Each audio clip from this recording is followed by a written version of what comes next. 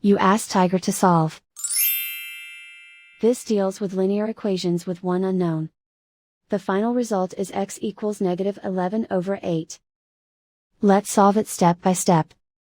Simplify the expression. Group like terms. Simplify the arithmetic. Group all constants on the right side of the equation. Add 11 to both sides. Simplify the arithmetic.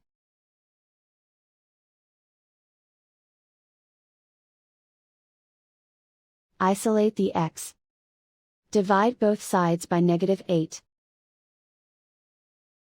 Cancel out the negatives. Simplify the fraction.